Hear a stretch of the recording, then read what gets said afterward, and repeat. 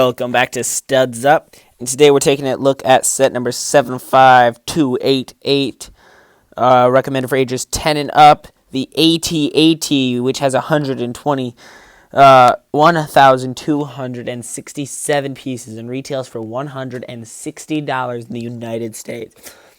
This thing's too big to fit on my review table, so we're going to be moving to a new location after I review the mini builds that come with it. So let's jump into the mini builds. The two little side builds included in this set is an E-Web turret, which I am a huge fan of. It's made out of like some candle pieces and like some like kind of a droid head there, which is from like the First Order BB-8 droid as his head. We got like some skate pieces. We got kind of a blaster there, and then we got the like kind of Space Ranger pistols as the bipod. And I think overall this comes together to make a really cool turret. And as you will see later in the build, both of these fit inside the AT-AT. So that's very cool, but Trooper can man it, so they can hold on there, and then they can fire at the bad guys. The next build is a little speeder bike here, which looks really good. You got the figure that can sit here. They can hold on to the handles. They got like little brake pedals there. It does sit straight like that. It's got kind of a gold bar piece back there, but it's in like a tan. That is, there we go. But it's in a tan. We got this little build on the front here for kind of like the little fins on the front. And overall, I think this build looks really good for what it is, and I think it fits and works really well, and I think it looks like a really good speeder. All right, let's jump into the AT-AT. Alrighty then, like I said, we're going to have to review this set a little differently than I normally would, purely for the fact that it's pretty freaking big. It's not small. So I've been carrying it around by putting my hand under there, or you can pinch here and pick it up and around. I'm going to grab a minifigure here, the pilot. And so you get a good size comparison next to the Lego minifigure. It's pretty big. I'm going to start the review off with pointing out some little disclaimers for the build process here. So first of all, there is a winch hook system here. You lift that up there. And if you twist and push that out of the bottom, there's a little hook that can be pulled out there. So I'll show you that. There's that, and then that can be used to be pulled down like that there, and Luke can grab onto it, and then you can wind this back up again and pull him into the AT-AT, and then that panel just shuts and opens like that. And that there was a big bugger to build. Right now I'm going to cut to an image in the instructions so you can see what that looked like. Then so here's an image in the instruction manual of what this looks like here. There's like a little assembly there, and then but that there right here is the string, which is a pain in the butt to tie. And then also it's quite hard to see kind of where they're putting things because of all the black pieces there. And then here you have to drop it down through there, which caused a little bit of trouble there. But overall, that wasn't too difficult of a build process. Also, I want to point out another little detail here. That was another part here. This part here is rubbery, which is later in the review you'll see what makes the head be able to be kind of springy. So when you move this piece like that, it springs it back, and that was very difficult to get on. I had to kind of take it apart again and kind of reassemble it because it was refusing to attach with the other Technics because it's a rubbery material and it was kind of squishing and moving. So a younger builder might have trouble with both of these things, so they'll probably need adult help for both of those. All right, let's go back to the AT-AT. Alrighty then, so let's take a closer look at some of these side panel details here. So we come along here and we see the boxes in the back corner there. But we got all of this very nice greebling work here, and the legs look very good. And overall, this build is quite stable.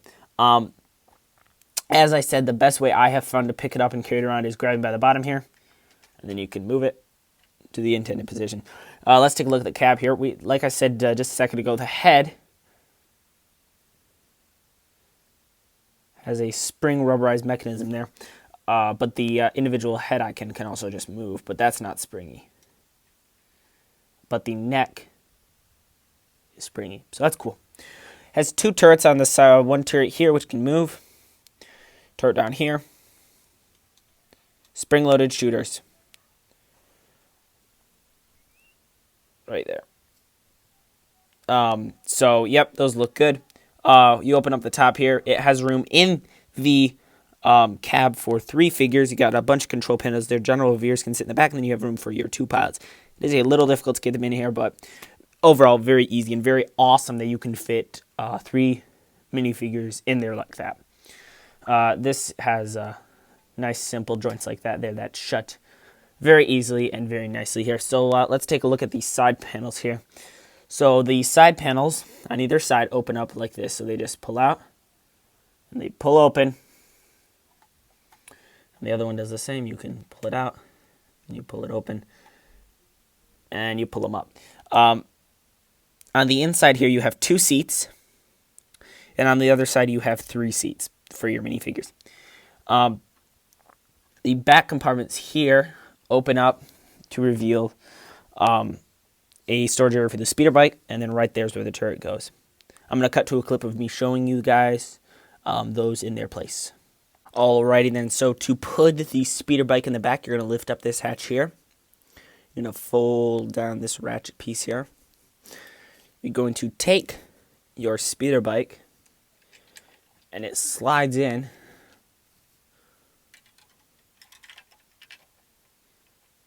right like that. And what you can do is you can fold the flap back up in the back. You can shut that, and it closes it up. And then to put your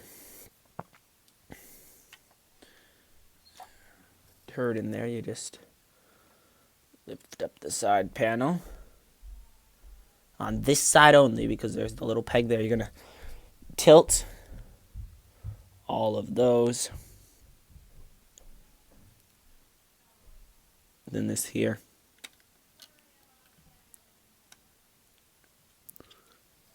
Hooks on there like that. Let's focus in on that to get you a better shot. There we go. So you can see that there. You can shut it up and they can take that into the combat zone. The detailing on this set is very good. I'm going to pick you guys up here and show you the rest of the set here. So the detailing on this set is very good. It's got a lot of nice details. It looks very good. It's one of the best looking AT-ATs Lego's done. Or the best looking AT-ATs Lego done. You see from the front there, it looks like an AT-AT. And it looks amazing. But, yeah. It looks very good. And once again, it's very, very stable. Stable build there. So, alright. Let's take a look at the minifigures. Alrighty then, so the first 2 minifigures, we're going to take a look at our Snow Troopers. You get 2 of these guys in the set.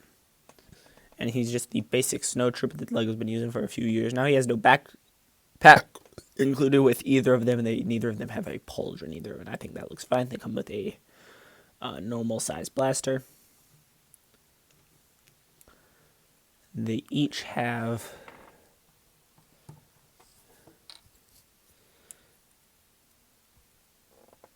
different head prints there, which I think look good. A little variation there.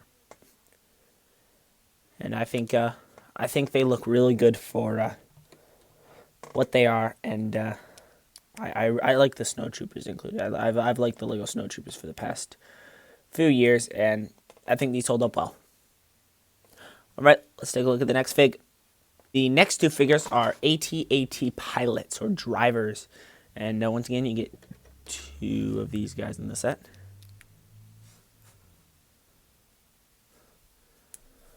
And then I'll show you their heads are there. Heads are different too. And I think these guys look really good. For what they are, I think they have really good printing all the way around.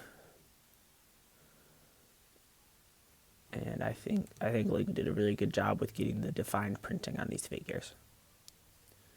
And neither of these figures have rear face printings. So, all right, let's take a look at the next figure.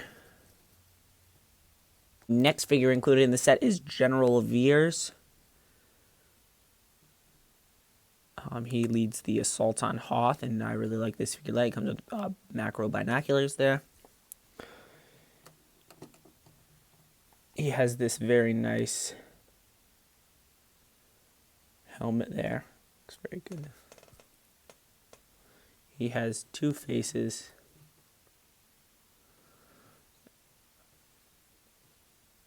Focus there. Two alternate expressions there, both with the little microphone piece printing on it. So that looks very good. He has some very nice front torso, no arm, and no leg printing on this figure. So I would have liked to see maybe a little bit of leg printing, but that's fine. I think he works very well. And he does. There is color variation here. That is a sand gray. They're kind of a sand blue, sand gray. Same with the helmet, and then his are darker gray for his arms and legs, and underneath the kind of the torso here, because he's kind of got like an armor plate over. So. All right, let's take a look at the last and final figure. The last and final figure included in this set is Luke Skywalker himself with his lightsaber and a detonator. We'll take a closer look at that in a second here. He's wearing his pilot uniform, which is, once again, a very nice printed pilot uniform there. He's got his helmet with the insignias on it to signify that he is Luke Skywalker. Underneath there, you got his nice face printing there, one with the goggles on his face and one without them on their face, and they're raised up a little bit. This is the older style Rebel helmet, so this basically signifies that Lego is no longer doing that dual molded helmet. They're sticking with the old style there, which I'm a fan of. I'm happy Lego's sticking with that. But this is a very nicely made Lego minifigure. The detonator, you get two of these little detonator pieces in the set, so that's very awesome.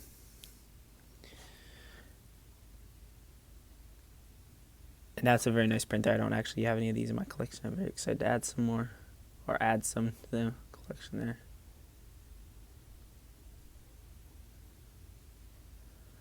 That's just on a 1x1 tile. You can hold on to that very easily. And it works very well. I overall think the figure selection in this set is very good. So, all right, let's take a look at everything you're going to get in the set.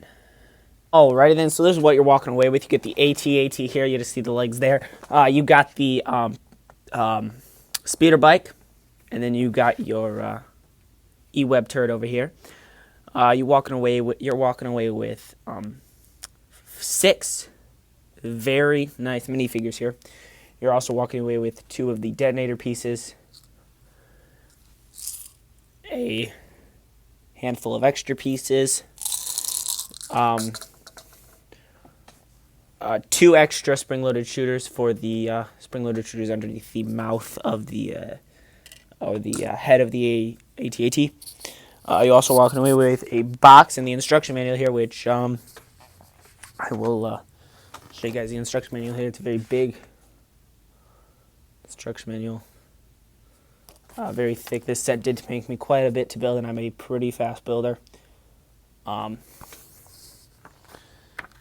So definitely be careful with who you're buying this for.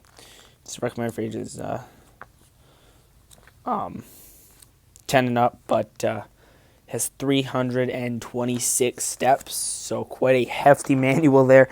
And this is a 40th anniversary of the Empire Strikes Back set, so there is that plus in it too, which is quite cool to say you have. And overall, it's a very, very good set. But I have some issues. First of all, I wish the legs were a little bit more sturdy. They're quite sturdy as it is, but they're I've discovered that they I wish the joints locked up a little bit better than they do. or they had some sort of joint locking mechanism. So when you have it in a position, you kind of keep it there. Because right now there are some positions where it is very posable. It has multiple joints in it, and it's very posable set and built. And it's very sturdy too, but it's just at some positions, it doesn't stay and it kind of collapses or stuff like that. And overall, it is a very sturdy set. But if you're getting this for a younger child, you're going to lose the fact that this child's going to play with it and it probably will break. But it is a very nice display set. And for play, I do think it is a very good play set. I do. Your child, if it is for a child or a grandchild, you just have to be very careful of what age range or what that child is like when they play with their Legos. Overall, I think this is a very well-built set. I think it looks good and it feels good when you're messing with it. There's a few blue pieces exposed in it, which is a little disappointing. I wish they would have maybe didn't use blue there for like the Technic pins up at the top. But not a big ordeal. You get a great selection of minifigures. Maybe one more Snow Trooper would have made maybe a Snow Trooper Commander and maybe a Rebel Trooper or something like that. I think that could have been good to get. You are paying $160 for this set. That's a large price range there. And I'm a huge fan of this set. I think it looks great, and I think it is very big and burly, but it's really up to you. Do you want to spend $160 on this set?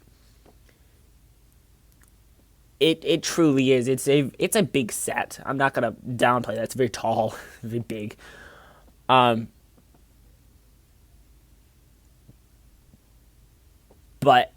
$160. It's very difficult for me to, and that's just in U.S. Other places are this more expensive, so you even have a bigger dilemma. But I think it's worth it. I do. I think for $160, it's worth it.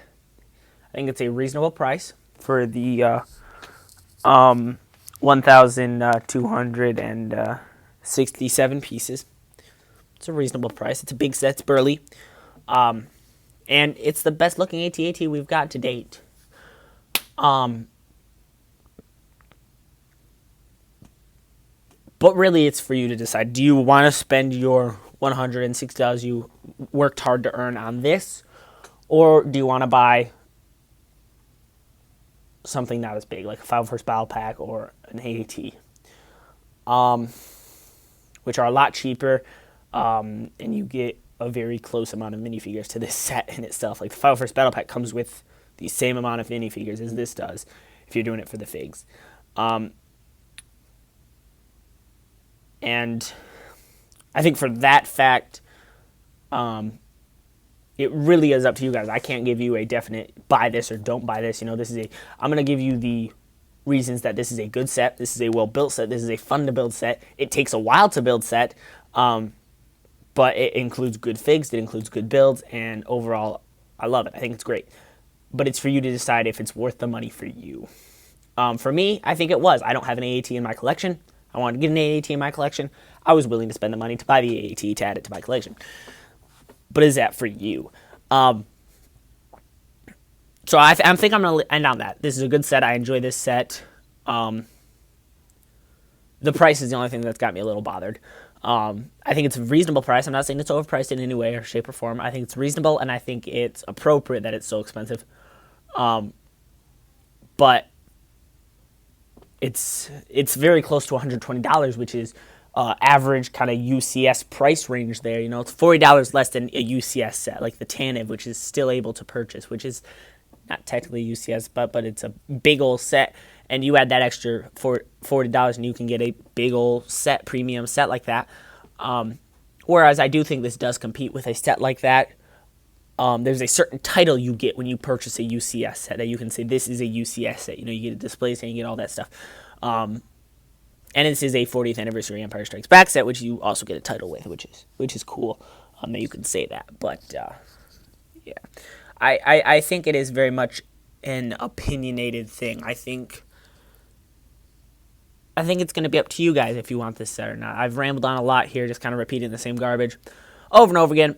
So I'm going to wrap it up here. I think this is a good set. I think it has a good price. I think it has good figures, but it's up to you to know if you want to purchase this set or not. Thank you guys so much for watching. If you haven't already, subscribe, like the video, and comment down below what your favorite part of this set was. Stay tuned for more reviews coming in the future. Stay tuned for some comparisons coming in the future. Thank you guys so much for watching, and I'll see you in the next one. Studs out.